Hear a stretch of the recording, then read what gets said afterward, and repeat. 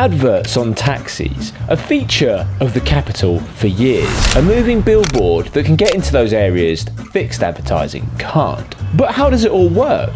What brands can you put on a taxi? How does it get fitted? In true GTA style, oh my god, it's opening. And how much does it cost? Well, stay tuned, because in order to answer those questions, I used my own taxi as a guinea pig, and it wasn't quite as simple as I anticipated. This is nuts. I've managed to secure a meeting with Ubiquitous. Basically, if you've seen a London taxi with an advert on the side, they've more than likely supplied it. They are the largest taxi advertiser in the UK. So not just London, but 23 cities in total, including Manchester, Birmingham, Bristol, Edinburgh and Glasgow. They also work with some pretty big household names. Fingers crossed, they deem my channel worthy of going onto a taxi.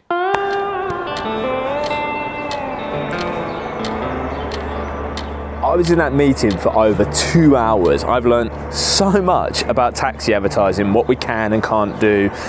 Fingers crossed, we can get this advert over the line. We're gonna go home and I'm gonna share with you everything I've learned about taxi advertising.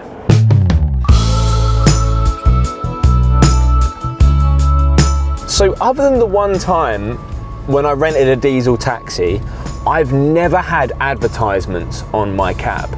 I've always thought, clean, plain black cab has got to be the best advertisement going. I don't know, will I even really like this? Will it be worth it? Should I do this? I really don't know how this is going to turn out.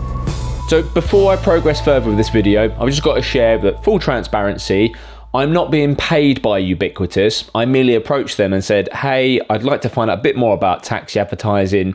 Can we maybe do a wrap on my cab? So they're providing me with this wrap free of charge, basically so I can promote what they do as a business. They generally don't do one-offs like this. It's generally like big marketing campaigns that they will focus on. So this is a one-off bespoke thing. So big thanks for them to supporting this. And everything I'll share in this video is my exact opinion. They've not filtered me or said I can or can't say this, just merely presenting the facts that they've given me. Okay, money, the big one. Many of you want to know how much money is at stake here. Before I break it down, we've got to understand how this operation works a bit more. A brand goes to Ubiquitous. Ubiquitous has the connection with all the taxi drivers to then get these ads fitted. They work directly with owner drivers like myself. So if I was an owner driver, would be in contract with Ubiquitous, usually for around 3 years. They also speak with the fleets, because a fleet owner of taxis will own multiple taxis. It's a good way for them to supplement their income. Obviously, Ubiquitous manage the campaign. They design it how it's going to fit on the taxis. They apply all the graphics all in-house. How much does the driver get paid?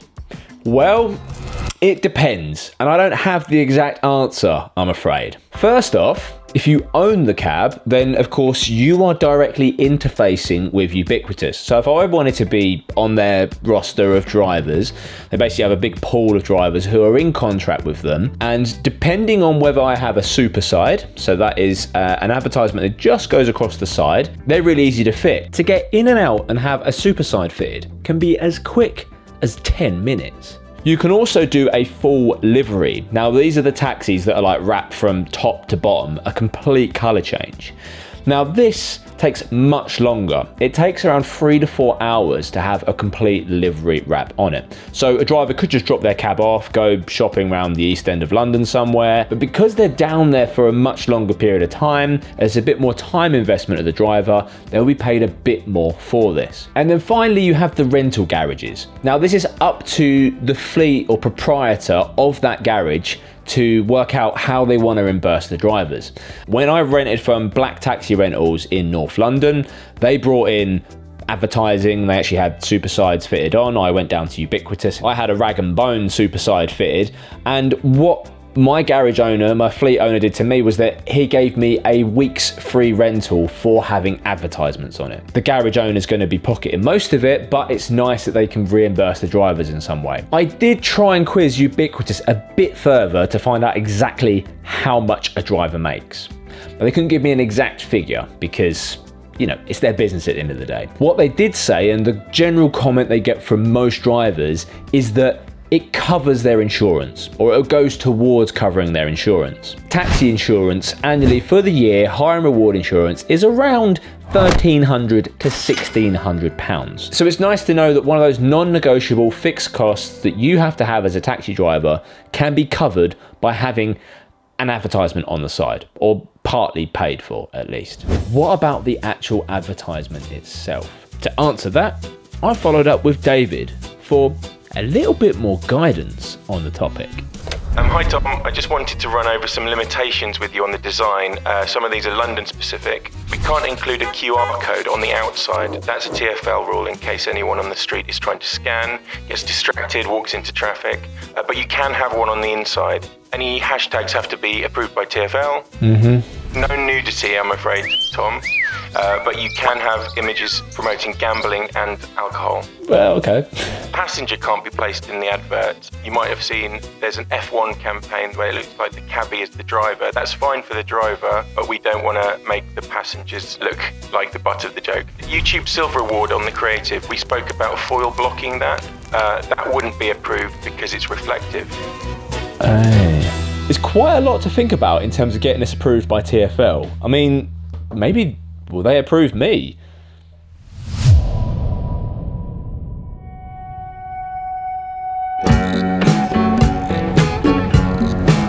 Right, here we go, back to ubiquitous. Now I'm led to believe as soon as I go through this window here, in true GTA style, I'll have a paint respray and come out the other side with an advert. Oh my God, it's opening. Oh dear. And the cab will just get attacked by people. They know that what I'm in for, they'll look at my reg, and this will all be good fun. Hello, sir. Morning. Good to see you again. Good to see you. Yeah. Oh, this is all happening, yeah.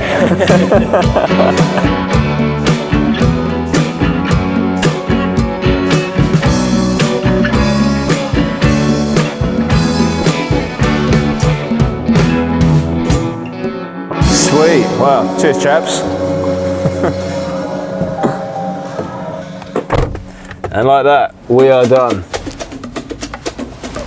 Look at that. Right. I wonder what sort of abuse you're going to get on the rank today. You know, this is the thing, I can't cut anyone up, I can't nick any jobs. I've got to be on my best behaviour now. Yeah, you're labelled now. I mean, I'm not going to lie, it was kind of embarrassing to be there with like these sort of young theatre lads like putting the advertisements on. We wanted the advertisement to kind of stand out a bit, right? We didn't want to just have a lost opportunity here. It's a bit Alan Partridge, isn't it? They say I'm pretty fly for a white guy.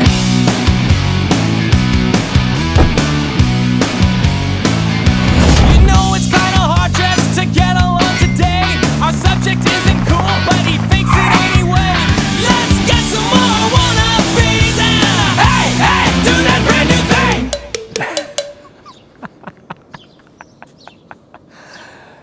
This is absolutely ridiculous. I'm not too sure if this is the best idea in the world or the worst idea in the world. It looks amazing, but now the rubber's actually met the road, wow. But there's other rewards for a driver who has an advertisement fitted as well. Sometimes there's extra PR work involved. So a big brand, maybe they've got a Regent Street flagship store, might say, okay, can we have these free cabs outside of our flagship store? And you've just got to sit there all day, because it makes a bold visual statement, and then they get to pay the driver a very good day rate for doing that. That's the kind of work you wouldn't normally be able to get straight off the street, and it's one of the perks of having an advertisement. They call it showcasing. Other lucrative opportunities include doing shuttle runs at a corporate event held by the brand. I mean, what better advertisement than that you've invited some investors or people to your brand launch, and your own livery taxi is willing to take guests from A to B. From picking up celebrities or even giving out samples. The drivers sometimes get given a big batch of samples of, say, a new product launch or a product line to then give to passengers in the cab and further promote that brand. It's just one of the examples of how these big brands are actively very much engaged and involved with the taxis themselves. For example, you might have seen some of the taxis that have popular Netflix series advertised on the side. So when The Gentleman was released, they actually did some extra PR where they interviewed actors who were within that series in the back of a taxi. So it's kind of a way of combining that overall theme that they're going for and really making use of the taxi as part of their wider PR efforts. So if I join Ubiquitous, how often do I have to get my cab changed? Well, usually most campaigns last for about a month. So if I've got a super side on the side of my cab, they'll call me back, within sort of 4 weeks or so and say, right, we've got a new brand running. I just go down there, drive in through one side of the arch, they'll rip the old ad off and put the new one on. And once I've satisfied that brand change, that's when I get paid for it. And it's a good way for them to keep drivers in check, ensure they've got the most recent brand, because the incentive is I need to go drive into that garage, get changed to then get paid for it. So I'm in the city of London. I've just seen it in a reflection. This might be the silliest thing I've ever done. Right, I'm doing that thing that builders do, where you kind of observe it from a distance. It does look pretty good. Like, I'm looking at another advertisement, one that's advertising a bra, and you just get an advert on and no one really cares. No one's really bothered how you look because they're too busy looking at themselves. And I think that's the problem. I went for the white, like red on white, because that's kind of YouTubey colour. There was like a dark mode variant, but I think it's good. City of London, it's not had too much reaction. I'm trying to see if people are seeing it. Maybe because it's parked in the middle of the road over there. I've seen a few cabbies looking at it. I'll tell you what I've got to do. I've got to go to a cabbie cafe. Let's go to the Iron Lung.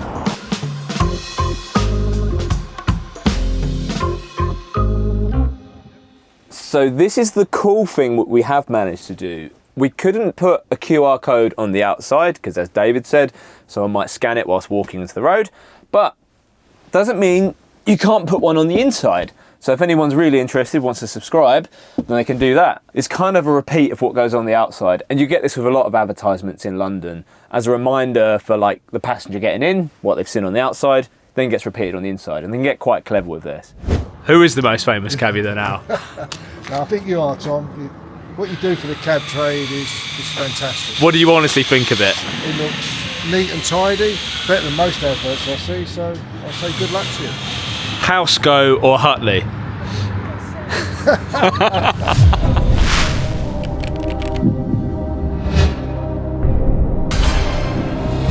Our second finalist, please, again, licensed taxi driver, Fred Housego. And what do you do for a living? I'm a London taxi driver. A black cabbie? Yeah.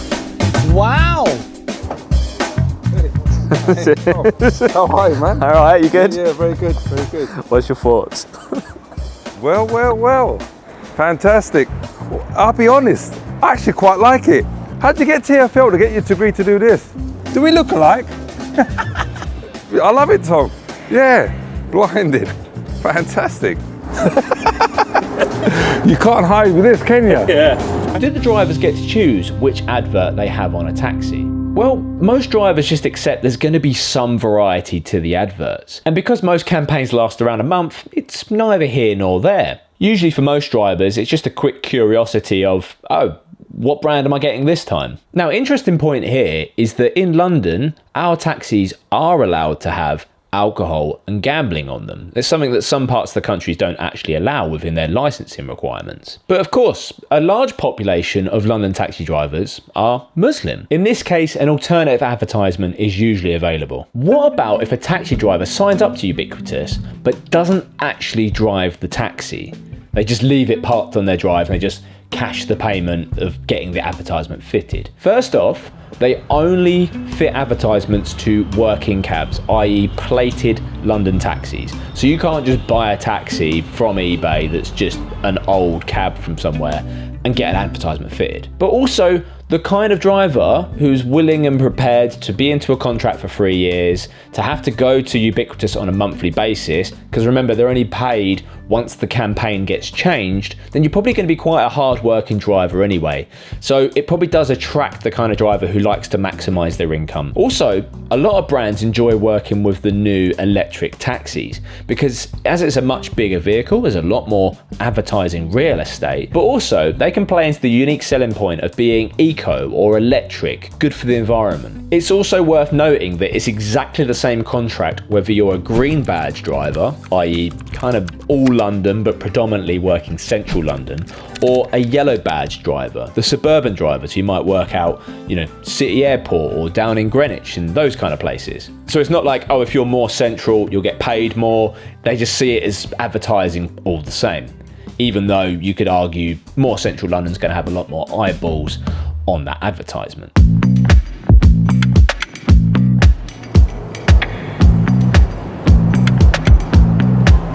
It's really weird because I'm getting people come up to me and they're like, oh, you're Tom the taxi driver? And I'm like, yeah, you've not, like, they're kind of recognising me, and then I'm saying, look, I've got this thing going on with the cab.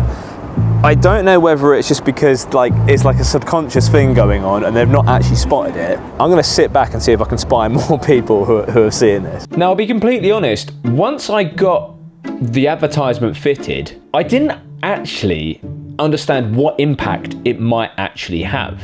That's not because I'm like famous or anything, it's just because I've got like a hyper concentrated niche. If you come to London, you know where to look for me. I'm more than likely going to be in a black cab. As soon as I stood outside the cab and next to it, I got recognised so much.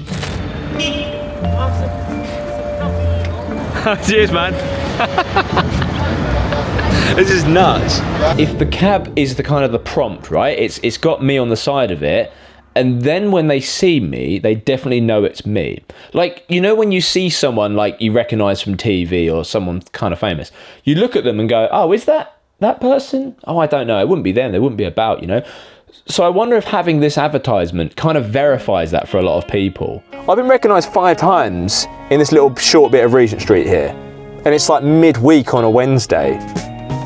But the day I had it fitted, I only did 4 other jobs that day. One of the customers I had in, he said, oh, a social media taxi. And we got into a conversation about, he said maybe we could, have you as an extra in like EastEnders or something. I don't know if that was him just suggesting that as kind of an example or if he actually worked on the show. Who knows? But clearly, in that very short, small, anecdotal experience, the advertising works. It seems obvious, really. You put your advert on the side of a taxi, it gets seen. But I honestly didn't think it would have the impact that it has. Good? I just see. Oh, no way. The advertisement's working. Yeah. Hey, man. That's it, man. How you doing? Cheers, dude. Yeah. What do you think? Sick! I'll be completely honest. I feel very vulnerable and naked right now. One of the parts that I love about driving a cab, okay, I didn't have this fully because I have a personalised plate, but is the anonymity of it.